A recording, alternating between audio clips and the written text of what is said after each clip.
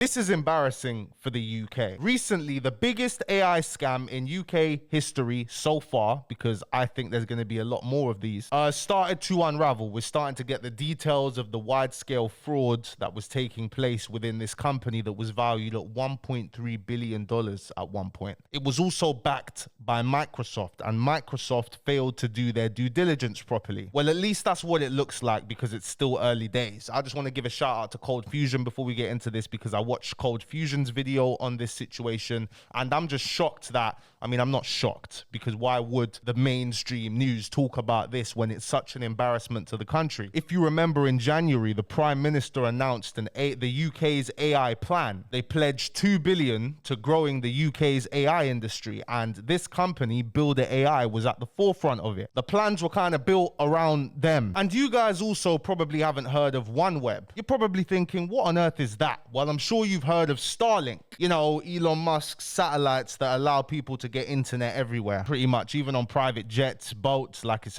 actually crazy, the technology. Well, the UK had its own Starlink, which ended up being another embarrassment for the country. And in 2020, when Boris Johnson was Prime Minister, that's how long ago this was, and that's how they swept this under the rug. They used £400 million worth of taxpayer money to buy 45% of the company after it started failing. It burned through around £2.5 billion worth of money. And the UK government bailed it out because they said, oh, it's going to be the way for the UK to stay in space talks, stay in competition with other countries when it comes to having, satellites orbiting and things. But it was a complete failure. We're not going to go too deep into that. I urge you to do your own research on it, because it is so embarrassing. The government even ended up selling their share or merging it with some company in France or something like that, if I can remember. Yeah, it's just really embarrassing. And both of these companies were backed by SoftBank. SoftBank is, let me just double check. I think it's a Japanese bank. SoftBank is a Japanese investment group, I believe. Yeah. They also invested in one of the biggest, scams, failures in recent history, WeWork. They invested like $20 billion into WeWork. And what's WeWork stock saying now? We just know WeWork's terrible. I don't even see any WeWork buildings anymore. There used to be new ones propping up everywhere. Look, guys, if we go on maximum, look at this. Look at this. Look at where it was in 2021 and look at where it is now. Oh my God, that is terrible. So let's get into this and talk about exactly what happened and what we know so far. So give the video a like, please, guys. Takes no time. Let's get it out of the way. So if we look on Company's House, the founder, Sachin Dev Dugal. Sachin was born in India, but is a UK resident, I believe. At the age of 17, he developed a system for Deutsche Bank, like that Deutsche Bank were using at 17, which is impressive. He won awards in the early 2000s for Tech Pioneer, the World Economic Forum. Like the guy's CV was making sense. Accounts overdue, damn. But this is the company. It's called Builder AI, but it's registered under Engineer AI, and it is very much a London-based AI, AI company, very much is. On the 11th of March, as you can see, Sachin was no longer the director. And we don't know if there's going to be criminal investigations into this. I'm sure you guys know, I'm not a freaking accountant, but apparently they were fiddling around with the accounts and revenue was completely just made up. They were reporting, oh yeah, we're on track to achieve $220 million revenue this year, when in reality it was £55 million in revenue, which is a big no-no for a big red flag for investors, because these banks, like these finance people, they really don't give it a toss. I recommend everybody watches this show, Industry. It's called Industry. They're gonna release season 4 soon, so you've got 3 seasons to watch. It's on BBC iPlayer. One of my favorite shows, man. I love it. It's just the drama. It just gives you insight into the financial world. I recommended it to a friend of mine who works in investment banking, and he watched it and he said, this is a pretty accurate depiction. Obviously, it's not gonna be to the T for drama purposes, but he said it's a pretty accurate depiction of what life is in that world. Bro's what? He's like,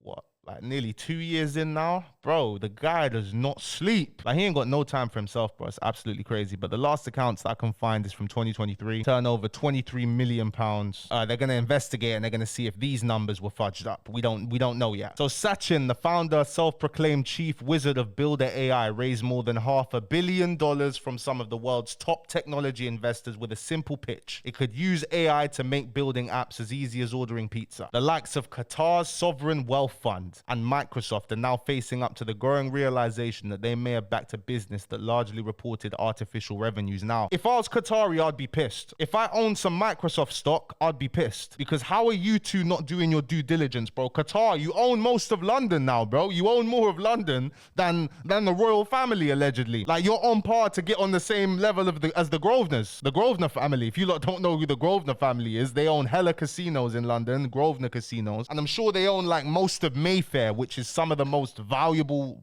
land on the planet. But it collapsed last month after an internal investigation found evidence of potentially bogus sales, with revenues previously reported under Dougal's watch restated to just a quarter of previous estimates. The probe raised concerns around the legitimacy of sales booked through third-party intermediaries who sold Builder AI's products. Former employees alleged that missing revenues from these so-called resellers amounted to $120 million over several years. You imagine just making up $120 million.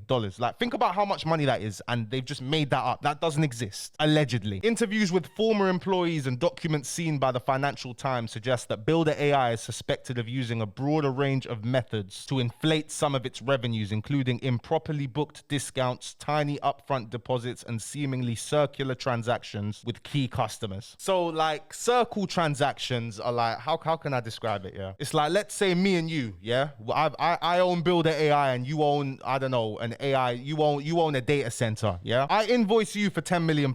You send me £10 million. Then we use some creative accounting measure for me to send you back £9.9 million. And then we just keep repeating the process. We keep on repeating it. And on paper, I can put that down as revenue. We do that 20 times. We're looking at damn near £200 million.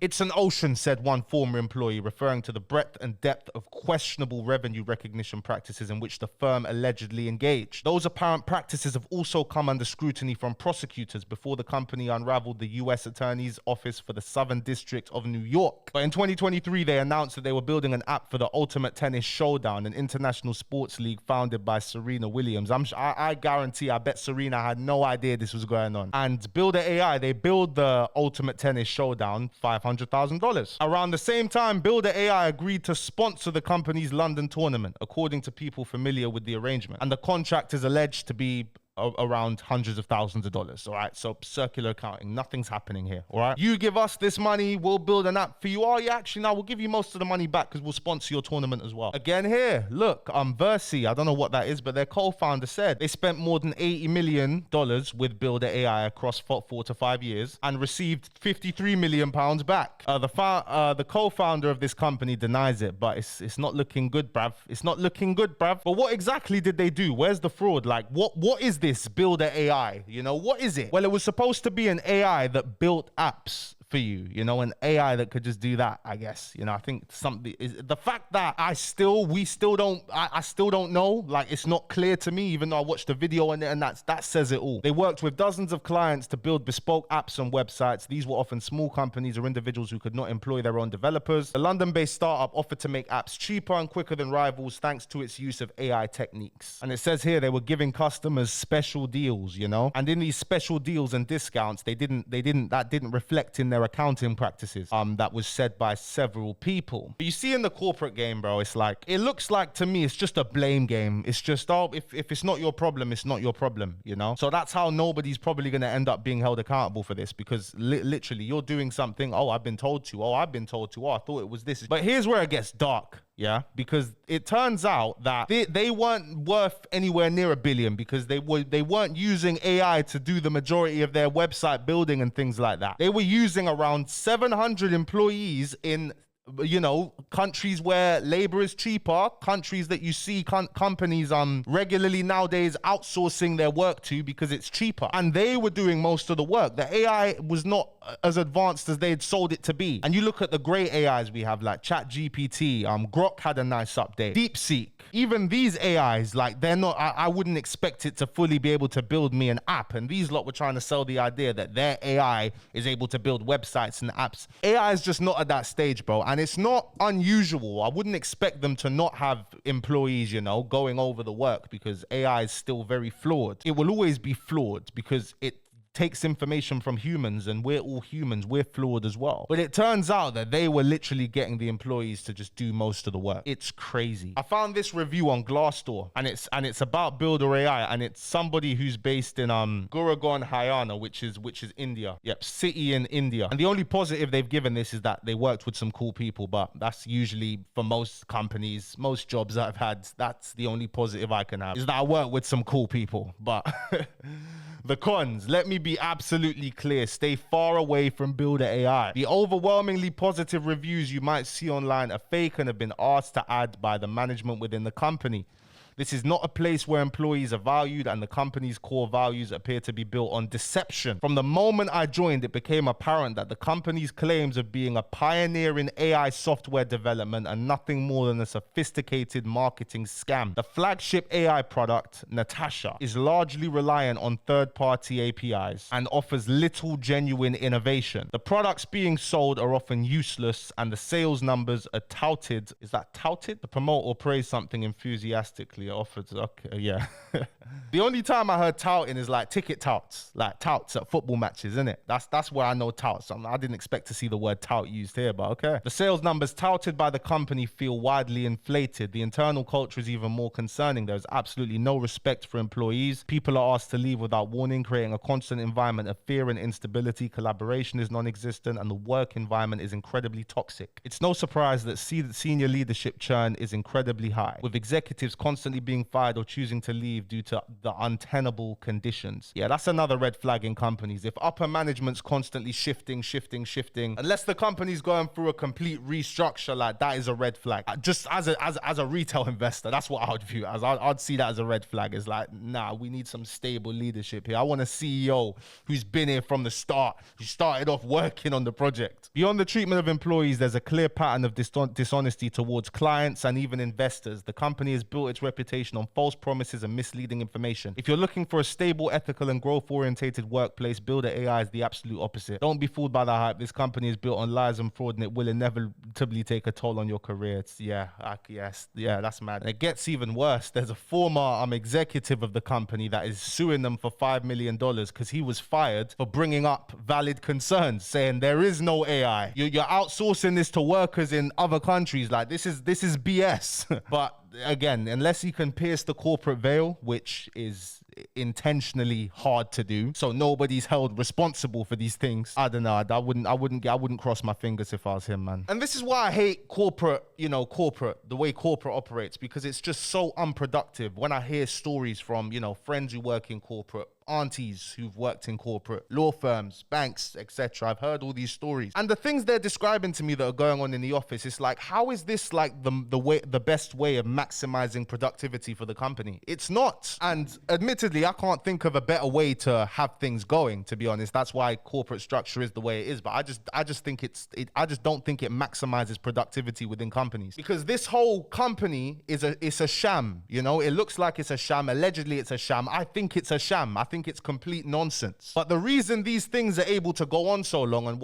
how retail investors end up getting screwed as well, me and you, is because within the corporate culture, it's within nobody's best interest to uncover the nonsense that's going on there. So I think I'm expecting a lot more of this, and I think it's embarrassing for the UK. Tried to make our own Starlink, didn't work. Tried to make our own high-speed railway, they've delayed it so much now they can't even tell us when they even think it's gonna be done now. This was meant to be at the forefront of the government's AI plan. Yeah, 2 billion dedicated to AI from the government. Yeah, we're here to compete, bro. That's in the water, that's in the toilet now. That's why you ain't hearing about this on the mainstream news. It's depressing, bro, but it reflects the mood of the country, man. It's like, what on earth is going on here, bro? You want to know what my man's doing? My man's just still, he was meant to receive an award for something, but they told him don't come to the award show. But apart from that, he ain't looking at any repercussions. He could be, but he's definitely got his millions. He's definitely fine. He's cool. All of these things are just gonna make other countries trust the UK less, because it looks like, Qatar investing, Microsoft investing, they're gonna do more due diligence on UK companies now, I assume. I'd hope so. And they're probably going to be less likely to take the plunge with a UK company because of the track record. Clearly, it just